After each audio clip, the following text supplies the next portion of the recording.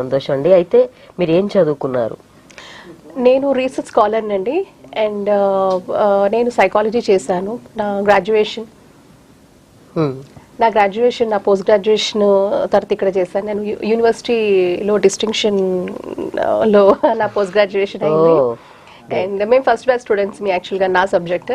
And ఇప్పుడు PhD scholar ని, research scholar ని జీరియాట్రిక్స్ లో పెద్దవాళ్ళ మానసిక స్థితిగతుల మీద నా రీసెర్చ్ నడుస్తుంది. ఫైనల్ స్టేజెస్ లో ఉంది. చదువుకోవడం అంటే నాకు ఇష్టం. నేను చాలా జర్నల్స్ పేపర్స్ కూడా ఇంతకుముందు ఇంటర్నేషనల్ సబ్మిట్స్ లో కూడా నేను ఐ హావ్ కాంట్రిబ్యూటెడ్. మీరు 70 దేశాలలో మీ వర్క్ అనేది చేస్తున్నారన్నారు. కానీ స్టూడెంట్ గా 19 ఇయర్స్ అప్పుడే మీరు ఏదో అచీవ్ చేశారన్నాయి మేము విన్నామండి. నిజంగా ఆ 19 ఇయర్స్ అప్పుడు మీరు చేసిన అచీవ్మెంట్ ఏంటి? భారతదేశాన్ని మొట్టమొదటిసారిగా నాకు 19 సంవత్సరాలు ఉన్నప్పుడు నేను ఆస్ట్రేలియాలో రిప్రజెంట్ చేశానండి. ఉగ్రవాద నిర్మూలన, ప్రపంచ శాంతి, అలాగే హ్యుమానిటేరియన్ లా, దీని మీద నేను మన భారతదేశం తరఫున నేను రిప్రజెంట్ చేయడం జరిగింది.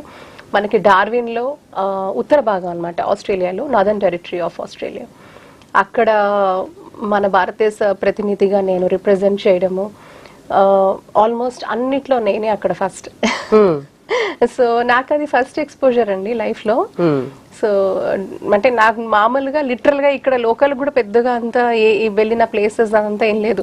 బట్ స్ట్రైట్ అవే ఒక ఆపర్చునిటీ నాకు రావడము, నేను అది రిప్రజెంట్ చేయడము అని మన భారతదేశాన్ని డెఫినెట్ గా కూడా నాకు అక్కడ ఆస్ట్రేలియన్స్ నిన్ను కన్న నీ దేశం ధన్యురాలు అనే ఒక బిరుదుని నాకు అక్కడ ఆస్ట్రేలియన్స్ వాళ్ళ ఫ్లాగ్ నాకు ఇచ్చి సత్కరించడము.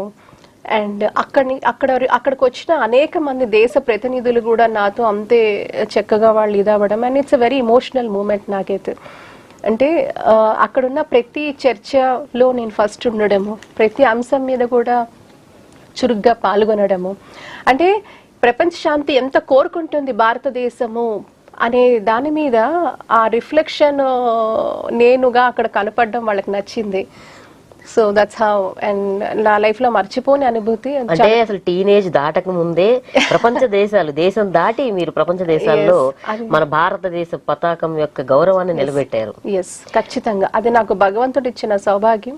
నేను అదే అంటున్నా, ఈ దేశంలో పుట్టినందుకు నాకు మనం ఎప్పుడు కూడా ఒకటి శిల్పిక గారు, మనం దేశం మనకేమిచ్చింది కాదు, మనం దేశానికి ఏం చేసాం, అలాగే మన తల్లిదండ్రులకు మనం ఏం చేసాం, నేను పుట్టిన నా దేశానికి నేనేం చేశాను అనే ఆలోచనతోనే ప్రతి ఒక్కరు ఉండాలనేది ఆలోచన. అండ్ నాకు ఈ ఆలోచన చాలా, నేనంటూ నా స్వగతంగా నేను ఆలోచన స్టార్ట్ అయినప్పటి నుంచి కూడా నేను నా దేశానికి ఏం కాంట్రిబ్యూట్ చేస్తాను, నా తల్లిదండ్రులకు నేను ఏం చేస్తాననే ఆలోచనతోనే నేను పెరిగాను.